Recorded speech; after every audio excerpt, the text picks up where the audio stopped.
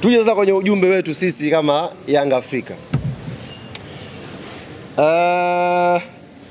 Kwa dhati kabisa ndani ya sisi kama Young African Sports Club, kwa dhati kabisa tunafahamu ukubwa, tunafahamu ugumu na tunafahamu umuhimu wa mchezo wa siku ya Jumatano. Tunafahamu ukubwa wa Kariakoo Derby, tunafahamu ugumu wa kupata matokeo dhidi ya Simba Sports Club, lakini tunafahamu umuhimu wa hizo pointi kwenye hatima ya ubingwa wa ligi msimu huu. Inaweza kuonekana imetokea kama zawadi hivi kwa mashabiki wa mpira kuipata Kariakoo Derby yenye msisimko wa fainali. Hii itokee kwenye ligi nyingine. Unapata Kariakoo Derby alafu ina msisimko wa fainali.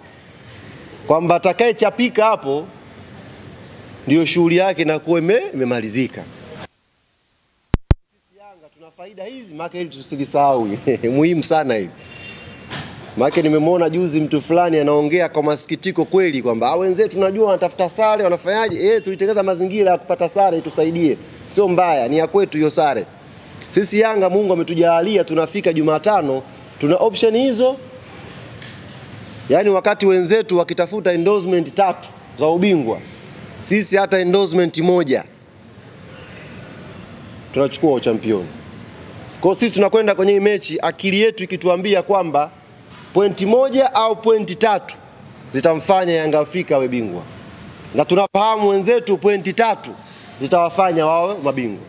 Kwa hiyo mechi mkiangalia vizuri, kwa watu ambao kidogo mmepata shule ya mpira, mtakuwa mmeshaona utamu na ugumu wake ulipo.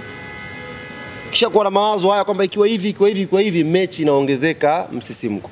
Kwa sisi kama Young Africa tumejipanga kwa hilo jambo. Lakini la pili, sisi upande wa wanachama na mashabiki wa klabu yetu, sisi hii ni mechi yetu. Ni mechi yetu kikanuni of course kama inavyoelekezwa kwenye ratiba ya bodi, lakini ni mechi yetu kwa sababu inakwenda kuamua hatima yetu ya kutetea ubingwa wetu NBC msimu huu. Kwa mimi siko hapa, hiyo kazi ataifanya Karim, kumkaribisha mtu mwingine, na mkaribisha mwana Yanga kokote ulipo, njoo kwenye mechi yetu ya ubingwa. Usijisikie uzito, usijisikie unyonge. Shughuli hii ni ya kwetu na wa kuifanya ifane ni sisi wenyewe wana Yanga. Tukiweza kuifanya Benjamin Mkapa iwe kijani na njano itakuwa jambo zuri zaidi. Yaani tukajaa ule uwanja wote ukawa kijani na njano itakuwa jambo zuri zaidi. Kwa hiyo niwaombe sana mashabiki na wanachama wa klabu yetu ya Yanga, jitihada tulizozifanya kutoka mzunguko wa kwanza, mechi yetu ya kwanza, hitimisho lake ni Jumatano. Tumefanya jitihada nyingi, tumesafiri umbali mrefu kuifuata Yanga ikicheza, tumepiga sana kelele kuisupport timu yetu, lakini imeonekana bado haijatosha kwa sababu kuna mchezo mmoja umesalia. Na huu mchezo unatuhitaji tena sisi wana Yanga, nguvu zetu, sauti zetu, kwenda Benjamin Mkapa kuwapa morali wachezaji wetu waweze kupambana.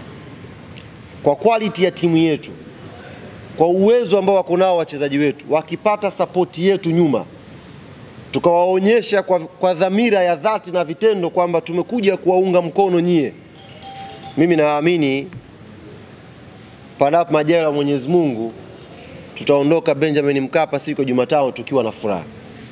Sasa hii furaha tusiitegee majumbani. Uwanja ni watu 60,000 tu ule. Tuje tujae pale vizuri wana Yanga, tuisupport timu yetu tupate matokeo mazuri. Kwa hiyo ni upande wa wanachama ambao nilisema nitakuja kuwakumbusha hapa na nyie waandishi mpate kulifahamu hilo. Upande wa timu kiukweli hata mimi hiyo taarifa sina. Nisiwadanganye. Timu jana mimi nimefukuzwa Zanzibar. Nafikiri viongozi wanatambua udhaifu wangu. Mimi kidogo mambo ya kutunza vitu siwezi. Kwa hiyo kwenye kulitambua hilo, jana nimetimuliwa Zanzibar. Karim ni shahidi, nilitimuliwa baada ya mechi tu kuisha, bwana taratibu za wewe na timu zimeishia hapa. Kuna maelekezo mengine tutakwambia. Kwa ndugu zangu waandishi wa habari na nyinyi ambao mmekuja hapa ambao mnataka kujua Yanga inarudi lini Dar es Salaam, kiukweli mimi kama msemaji pia sijui. Ninachokijua ni kwamba Yanga itakuwa Benjamin Mkapa tarehe 25 kwenye siku ya mchezo. Hilo mimi nahakikishia. Taratibu nyingine watafanya hapa mazoezi, watarudi lini, warudi na nini, kiukweli mwenyewe nimefichwa. Sijui chochote. Wacho nahakikishia kwamba akawaambie waandishi, kawaambie na wanachama tarehe 25 Yanga itakuwa wapi? Benjamin Mkapa. Karibu nimalize. Kama kuna swali ulizo. Maswali matatu kwa Ally Kamwe na tutaomba. Kwanza, si jambo jepesi kupata ushindi mbele ya Simba. Si jambo jepesi. Inaweza kuonekana kawaida kwa sababu Yanga tumeshinda mara 4 mfululizo. Lakini si jambo jepesi.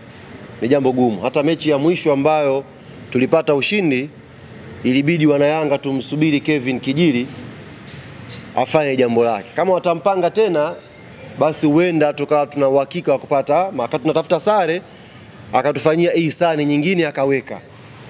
Make ni jambo la hata mechi ya mwisho tulihangaika sana kushinda ile mechi, hatukuweza kushinda. Lakini kwa sababu kuna watu waungwana duniani ambao wanatambua jitihada za watu wakatubariki kupata matokeo mazuri. Kwa hiyo kama atapangwa ule kijana, you never know, tukaenda kutafuta sare, ukashangaa Pimpini kaitwa nje kaita ndani, Kijili akaweka. Kwa tunasubiri ihsani ikitokea kama hiyo tutaikataa, tutaipokea. Ila si jambo jepesi kuwafunga Simba. Ni jambo gumu, lakini tunalifanya kwa maandalizi mazito, maandalizi ya umakini mkubwa, na ndio maana tunafanikiwa kupata matokeo mazuri. Kwa sisi hatuachi kutaja kwamba sare inatupa ubingwa kwa sababu sio dhambi. Kwa hiyo tunajua wenzetu wao watakuja kutafuta tu ushindi. Pointi 3. Sasa sisi hatuwezi kwenda pale kama kuku ambaye amekatwa kichwa. Kwa maana wewe lazima uangalie mechi inaanzia kwenye kupanga. Unataka upate nini? Unachokipanga ndicho unakwenda ukifanyia kazi. Kwa hiyo mipango yetu inaanzia kwenye kutazama possibility. Matokeo yakiwa hivi inakuaje? Matokeo yakiwa hivi inakuaje? Kwa hiyo kwenye hii mechi matokeo aina mbili ni favor kwa Yanga, matokeo ya kufungwa ni favor kwa mpinzani. Kwa hiyo sisi tunajiandaa kwenye haya matokeo mawili. Aidha sare au tupate matokeo mazuri inshallah. Jeruhi atajibu kocha kesho. Andishi si mnaona lakini mechi ngumu hii.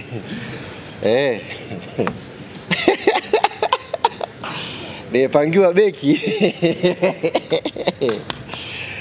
Bana nafuata utaratibu ulivyo ndugu yangu kiongozi wetu hapa Karim Boimanda ambaye ndiyo afisa habari wa bodi ametoa maelekezo na tunayaheshimu.